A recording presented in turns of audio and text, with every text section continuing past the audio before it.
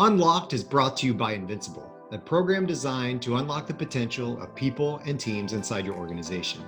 Join companies like Pfizer, Delta, the CDC, Google, and Chick-fil-A, and others in over 116 countries that are currently using this program to increase productivity and develop healthy cultures. Access hundreds of hours of content that is accessible anytime, anywhere.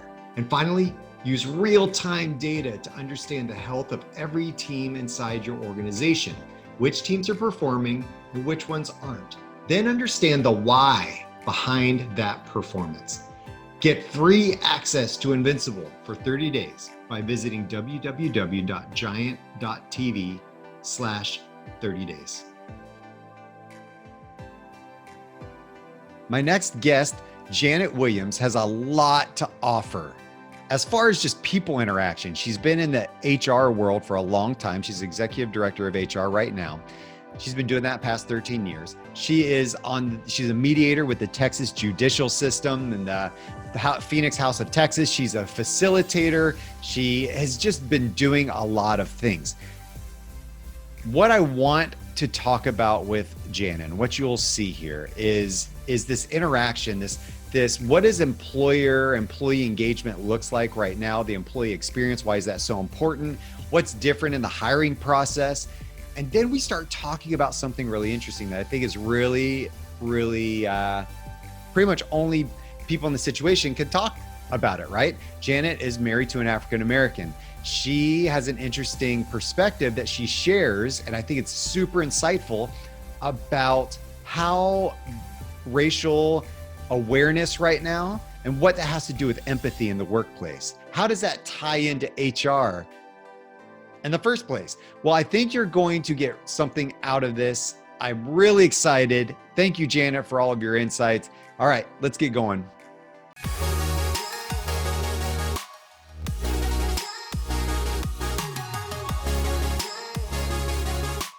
Hello, we have today Janet Williams. She is Executive Director of Human Resources, and she has a ton of experience, and not only life experience, but professional experience to bring to the table and for the discussion today. And super excited to have you here. You have been doing a lot in your personal life, and you've been doing a lot in your professional life. What I want to tap into a little bit is some of the things that we've been discussing. First and foremost, though, as an HR executive and being in this world for what, 13 years now? More than I like to think about sometimes. Yeah. You've had a lot of people interaction in those 13 years. My opinion is that HR has a brand problem. HR has a perception of whether it's just being babysitters, or whether it's the people that say no all the time, or it's the red tape, or it's they only do conflict, whatever. What do you agree with that in this day and age when HR is so much more? It's an integral part of us as a country, as organizations. How do you feel about that? Yes, I think that's true. And from the employee side of the table, I think that it's so unfortunate that many times when I go into a new position and start to go and try to interact with people, because I think it's so important to be, especially as the leader, very visible, that if I walk into a new place, everybody thinks I'm there to fire somebody, because the perception is, oh no, if the HR leader is here, somebody has done something wrong and they're getting let go. And that's so unfortunate, because if that's the perception, then people are not going to come to you and let you know when there's a little problem brewing. And when it's a huge problem, that's when you find out about it. So from that perspective, there's a real disconnect. And from the perspective of on, the manager side as being there to help them with situations, the perception is yes, that you're a gatekeeper and I want to do this or that, or this employee is a problem and they're just going to tell me I have to go through 20 hoops to be able to let them go, which is not the case, so they won't come to you. They, again, let a problem become this huge problem before it's a nip it in the bud problem. So there is a huge disconnect that, HR is there to resolve conflict, yes, but also to help you with all kinds of situations, whether it's on the employee side or it is on the organizational side, and just to develop a good culture. But a lot of times they get left out of that. So what's the difference between when you started out in HR more than a decade ago versus now? What's been the transition, the journey of HR? What's the people and the role that you have in the development of people? It's really been the type of employee that you have that comes to the table now. Because when I started out in HR, there really was, people were glad to have a job and loyal to the company, and whatever the company was asking for them and from them, they were willing to do. And now that change has been employees, they do want to know what's in it for them. And that is seen as a negative thing a lot of the times by the higher, the executive team. And there's really nothing wrong with that, that you should want to be able to have a work-life balance. You should be able to have benefits that you can afford.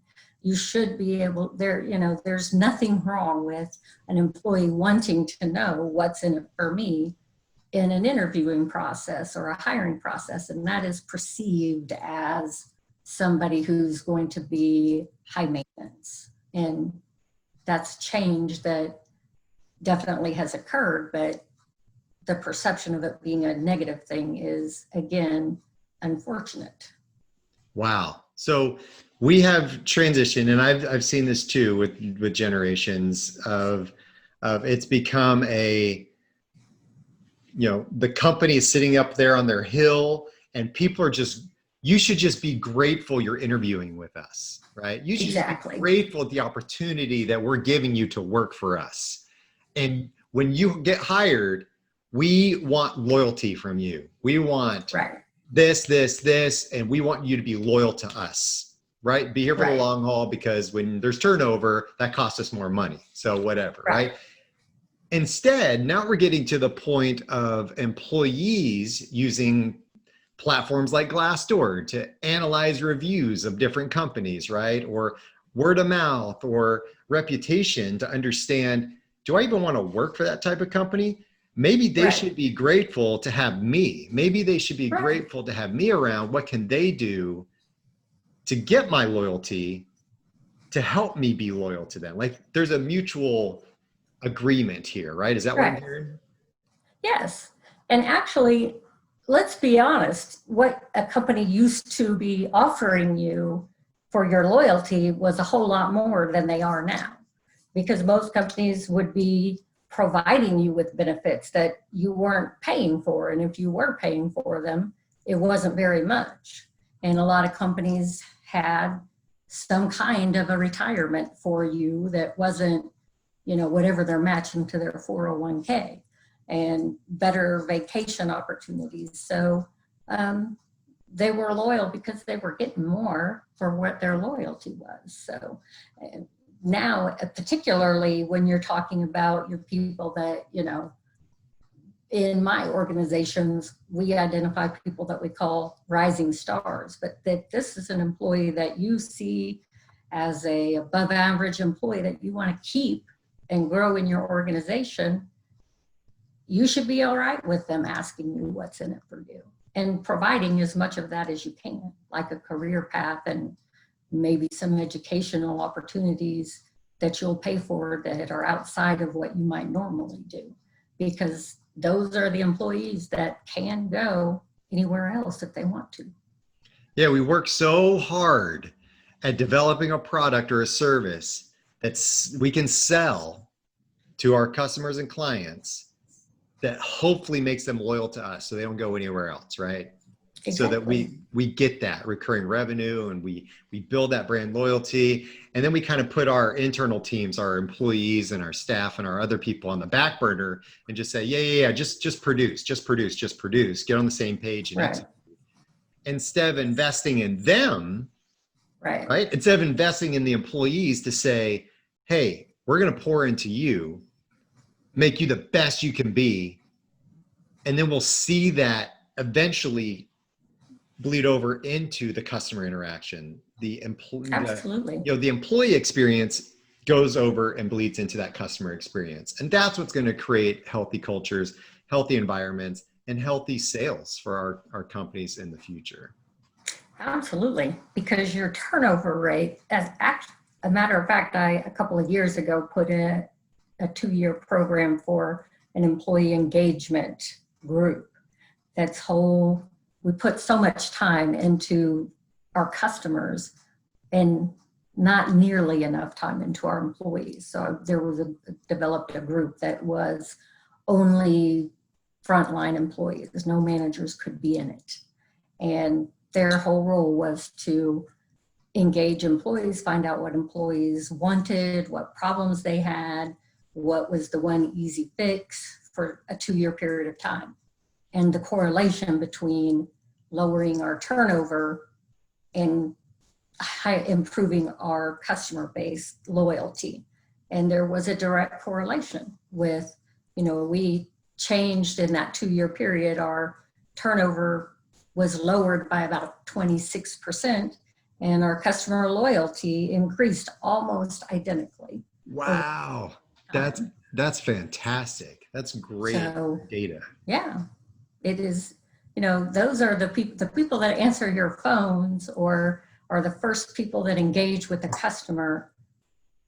Everybody who is in HR knows that employees leave supervisors. They don't leave companies. Well, it's true for customers too. They don't leave the executive team. They leave the person that they were engaged with while they were in your business. So if that person is disgruntled or brand new and doesn't know, what they're doing or how to help them, they won't be back. That's how you lose your customer base. So. Right on. Yeah, I love that. That's gold right there. I really like that a lot. You talked a little bit about, you used that word employee engagement, right? And we're hearing that a lot, right? That's a buzzword now. Yes. It is a big buzzword because normally when we talk about HR, we're talking about typical problems of attendance, underperformance, harassment, discrimination, those types of things that are happening, turnover, as you've mentioned before. Employee engagement. Let's unpack that word a little bit from your perspective. Okay. Tell us what employee engagement is, what it means, and why it's so important right now. It's all of the things that you mentioned. You have to start with hiring the right person, training them when you get them in the door to make sure that they know how to do the job that you've hired them to do.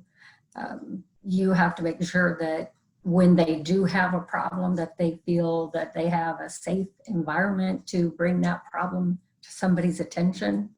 That if they have a problem, I'll give you a good example from an HR perspective. If they're somebody that they take your benefits and they had a claim issue they got in the mail last night that says the claim got rejected and they owe somebody $600 or $6,000, and they know, okay, when I go in the morning, I'm gonna take that to the HR benefit person because I know her and she's helped me in the past, and I'll tell her I got this and she'll take care of it or look into it.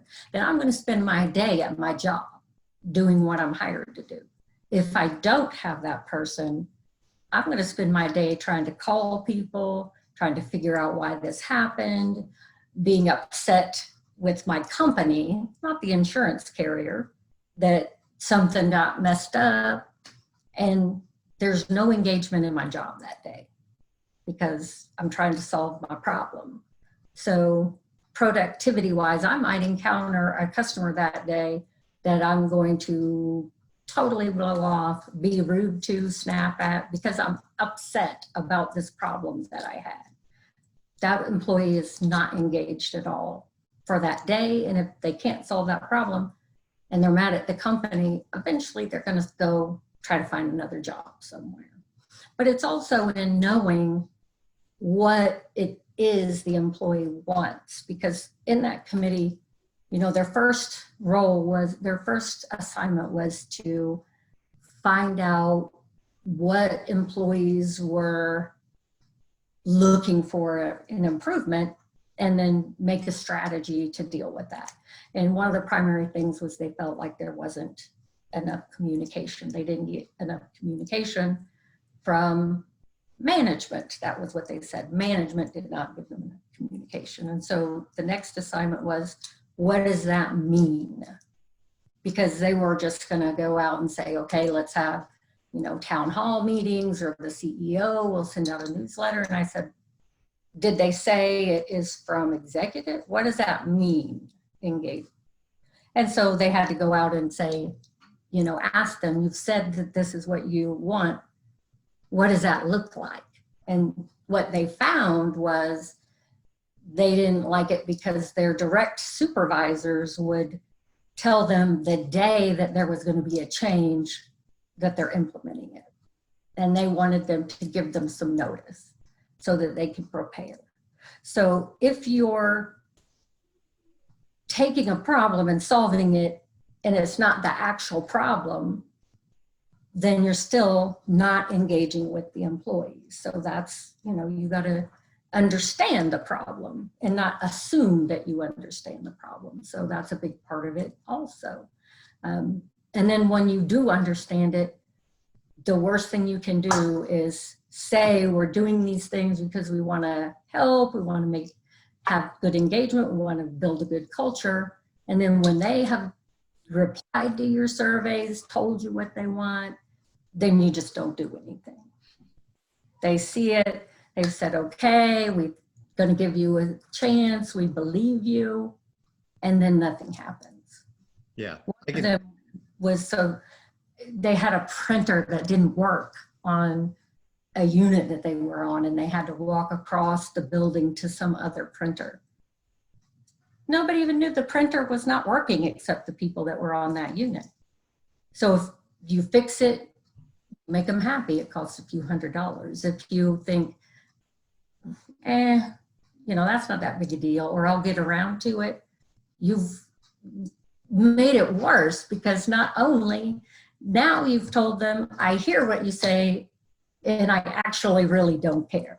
So you can't, you have to do something if you, and that I think is a lot of times where you really fall, is you say, and it, you know, managers get busy, that leadership gets busy, there are big problems. But if you're not going to put the time in after you've said, we really want to build this engagement, then don't do it, because you'll have a worse problem than you had when you started. So employee engagement is what I hear is, it's about listening, right? Yes. Engaging them, listening, establishing some kind of criteria, understanding where we are, and an analysis of what we are, where we're at, kind of diagnosing issues, Right. seeing what's there, but then doing something about it, building Yes. trust, being authentic in that request of asking and engaging, but then also taking action, right? Yes. Is that what I hear? And I think the action is the big fail, that you do all kinds of efforts towards saying you want to change things or build trust, and then you totally destroy trust by not actually doing anything. Okay, so let's take that topic and I'm going to pivot it a little bit. Okay, so this is going to we'll still apply this to the world of HR. That's your foundation, but I also want to bring in, I know we spoke a little bit before the interview, I want to bring in a little bit of your personal experience. Okay, so let's talk a little bit about that idea of employee engagement, of listening, of diagnosing, of understanding, and then taking action. And let's turn that to the world of what's happening right now in our society that is impacting work, right? Right. By this, I mean COVID, and I also mean the racial injustice that's happening, that we're being more aware of now, that's happening, the Black Lives Matter movement and other things happening. Let's talk about that in that light, right? And how that, in your own personal experiences, how that relates to the world of HR and how that relates to the world that we're dealing with right now. I think that every person, whether it's in their workplace or it's in their personal lives, we're all a makeup of what our own experience in life have been, all of us. And so in the social injustice, and we could talk about, my husband is Black, so we kind of have a side view of it, but the problem is that people don't want to be objective enough to think that because it isn't my experience, it might actually be their experience. And so you just dismiss it without further consideration, when the reality is if you've lived in a different environment, it's not only possible, but probable that their experience is actually true. And until you can open your mind enough to the possibility of what they're saying and try to educate yourself to whether or not there's any truth to that, then just assuming that there isn't, that happens within our corporate America, that in corporate life, it happens in our personal life. And until individuals as human beings decide to entertain and be objective to a different experience, we're going to continue to have this problem that we have. And it's not really changed much.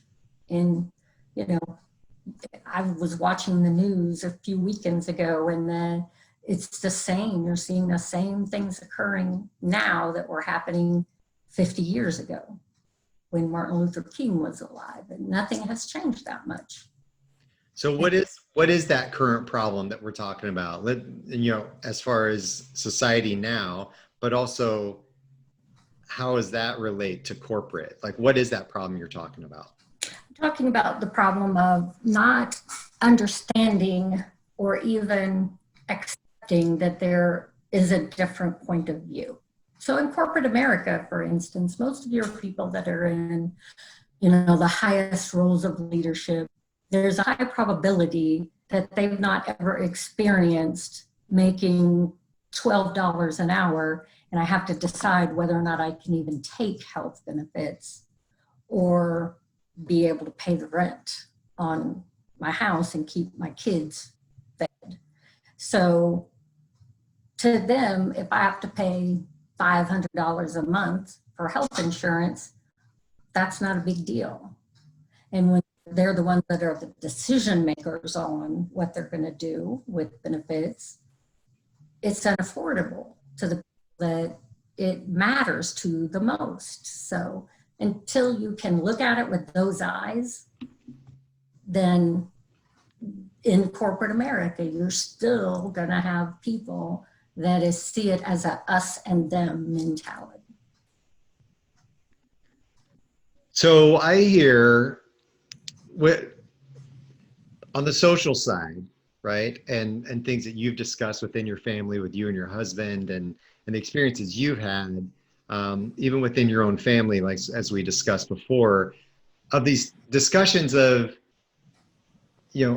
some people in the white population may think, oh, that's not really a problem. White privilege isn't really a problem. Or because they've never been directly affected by that in the negative way, right? Yes. So it's for my own family. My family I was raised in a farming community in rural Indiana. We did not go to school with anybody that was of any other race, not even Black, but it was white kids and that was it. And so when I moved from Indiana to Texas, was a whole new experience for me, and a good experience for me. But, you know, now that we have all this that's going on in our society, you know, I talked to my sister a few weeks ago and I told her, you know, I said, you have not ever experienced being pulled out of your car and handcuffed on the side of the road and your car searched because you were in the wrong community with a black man driving your car. But I have. That has happened to me 4 times in the last 4 or 5 years. So why would I lie to you? If I'm your sister, why would I lie to you? You don't think there is white privilege because the fact that you are white and your life experience gives you the privilege of living in white privilege.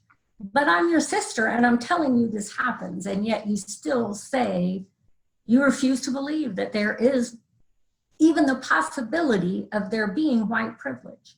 So until that changes, when somebody as close to you as me tells you about it, and I'm not lying, we can't come to any kind of place where we can have some consensus and some agreement. And you're never going to see anything different than what you're seeing now. Okay, so we see that in society, right? Yes.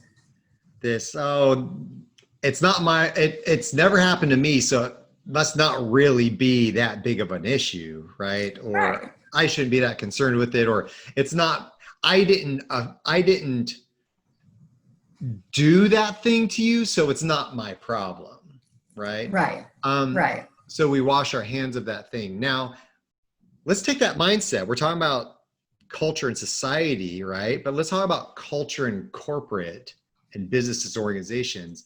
You're saying Right. that the same ideology exists within corporations, that those in higher up leader positions may say, well, that's not really an issue, or that's not really a problem. There's a lack of empathy is what I hear. There's a lack of understanding, empathizing, or dialogue happening enough to bring it to the attention of those that can bring change or actually take action to make the change. Yes. And I'm talking now just to HR leaders. Let's talk, for example, about hiring people with convictions. There are laws about that say that you cannot use that as a reason to not hire someone.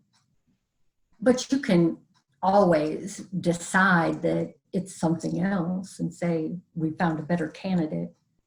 And that happens all the time. And it's not right. You know, I hire people with convictions all the time, because if they explain it in a way that makes sense, if they have had time where they've not had any issues, if there's a story, if there's a reason behind it, you know, people can actually change. People do actually make dumb decisions when they're young. So totally barring somebody because of that, you should not be doing that. That's what is, you know, that's what's being talked about even outside of work. Or, you know, there's in HR, it's called a golden halo effect, where you are only hiring people like you. Mm-hmm. So, you know, it's a fact that most of people that are in leadership roles are not ethnic people. I mean, there's been studies done on it. So you're only hiring people that are like you, and that's excluding people who are very talented from being able to get into higher level jobs. And those are things that when you're in HR, you shouldn't be considering those. And I don't even think it's intentional sometimes. But for it to not be intentional, you have to intentionally make yourself aware of it, you know? So my daughter made a statement that was so profound the other day when she was, she's somewhat of a political activist, and, because she actually, my grandson is mixed, her husband is also of color, but, the truth is it's not okay. Many white people say they're not racist because, I have friends that are Black. That's, so what? It's no longer enough to say that you're not racist and you don't support racism. If you don't speak out against racism, then you're part of the problem. If you're quietly sitting back, you're part of the problem. It's not enough anymore to not take a stand against racism and social injustice. And that's what we have to get people to realize. And this whole dialogue that we're having right now is, yes, it's, as a title, HR executive, right? Me as a communication expert, brand strategist, we have these titles, we're having these discussions. Yeah. But it's all rooted in humanity and the Absolutely. way that we communicate with each other either, makes deposits into our brand account of reputation, right, relationships, and loyalty, or withdrawals from that account of loyalty and reputation, right? And engagement. Right. And the more I withdraw from our account because of the way I communicate, the way I interact with you, the less the morale, the less the culture. I mean, it hurts everything. It hurts culture, it hurts morale, it hurts the way that we exist as humanity, and therefore takes away what we built. Right. So how do we, on a final note, how would you suggest we unlock the potential of ourselves, our organizations, and us as humanity? What is it that we need? We need to take the description of humanity at the value of what it actually means. That's what we need to do. If you're going to say that you are, and I think everybody wants to do, I think at the core of every human being, you want to do the right thing. You have to examine honestly whether you are doing the right thing. And if you're not, change that. That is what has to happen. If you are not, be true to yourself, be honest with yourself. And if you're honest with yourself and you're not doing the right thing, then you have to change it. Janet, this has been fantastic. Is there something that you can give away to the audience? I know you mentioned something that you wanted to help the audience with more of this dialogue, more of this constructive development of who they are. Yes, so we have a program that we have access to where I work, and it's called Right Now Media at Work. I don't know, some people might be familiar with Right Now Media from the standpoint that they have a Christian-based video library that a lot of churches are using for this very thing, social education, and how to learn how to walk, to be a better person, basically. But the Right Now at Work media is a lot of leadership training on how to be not necessarily a manager, but how to be a leader that is a servant leader and leads with the heart, leading in love, basically. And so I can give access to that video to anybody who's interested in getting access to it. They just need to reach out to me, and they can do that through you. They can email me at my work email, which is janet.williams@stridecare.com, just like it sounds. And I'll be happy to send it to the link to them. And if any questions about anything we've talked about, I'm happy to elaborate with anyone in person privately who wants to talk further about it. But the video library with the leadership training has hundreds of video training on communicating with employees, how leaders can build communication, can build engagement. Great tools at your fingertips that's already prepared for you. So I did check out that platform, and it looks beautiful. There's just it's very powerful, a lot of content on there from different angles. So I think people would get a lot out of that. I really appreciate you offering that to the audience. So I'll put your contact info in the description area so they can check that out. And outside from that, I think that this has been really impactful.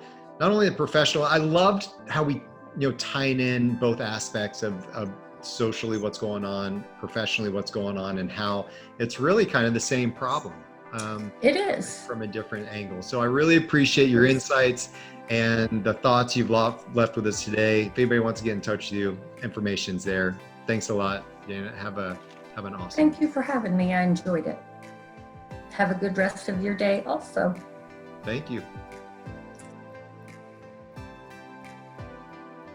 I hope you were able to understand what we were trying to get across at the end of that discussion. We went from the employee experience, we went from some HR discussion into a very personal discussion with Janet and her husband and the climate right now and with racial injustice happening in the world and what that has to do with HR. We talked about those things because it's all about empathy.